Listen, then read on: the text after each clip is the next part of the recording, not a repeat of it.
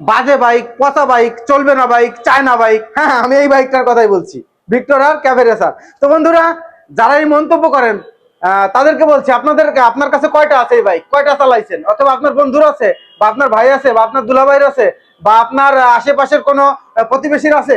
আছে? আপনি যে মন্তব্যটা আগে করলেন, এই প্রশ্নটা আপনাদের করলাম কারণ এর জন্য করলাম যে আসলে একটা মন্তব্য করতে তো টাকা পয়সা লাগে না, করলাম আর হয়ে গেল। ব্যাপারটা এমনও না, বুঝছেন, বাস্তবতা অনেক ব্যাপার। এই যে ভিক্টোরিয়া ক্যাফে রেসার, এদিকে আসেন, ঘুরে এদিকে আসেন।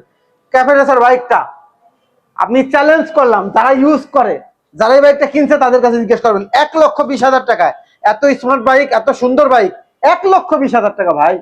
এটা একটু মাথায় রাখতে হবে, এত স্মার্ট বাইক আপনি পাবেন না। আর 1,20,000 টাকা দিয়ে এই বাইকটা আপনি একবার কিনেন, তারপর এটা নিয়ে মন্তব্য করেন, তাহলে সেটাই বেস্ট হবে। কারণ মন্তব্য করার আগে ওইটা কতটা সত্যতা, কতটা বাস্তব, কতটা যুক্তিসঙ্গত, এটা যখন আপনি ফিল করবেন, তখন এই বাইকটা আপনাকে কিনতে হবে, চালাইতে হবে। তো যেহেতু আপনারা মন্তব্য অনেকে করেন, অসুবিধা নাই, করতেই পারেন। যাই হোক, একটা বাইক কিনেন না ভাই, একটা বাইক কিনেন, কিনে চালান।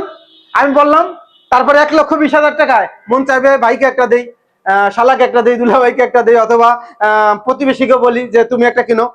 বললাম, চ্যালেঞ্জ করলাম, 1,20,000 টাকা এই বাইক কিনবেন, আপনি কিনবেন যখন এটা চালাবেন, তখন বাইকটা সম্পর্কে তখন আপনার আইডিয়া হবে। আসলে আপনি তো চালান নাই, না চালায়, না কিনে, না বুঝেই মন্তব্য করছেন ভালো না, পচা, চলবে না, চায় না। ভাই, যারা বলেন চায় না, অনেকেই অনেক ভালো চায়না প্রোডাক্ট সম্পর্কে কিছু জানেনই না।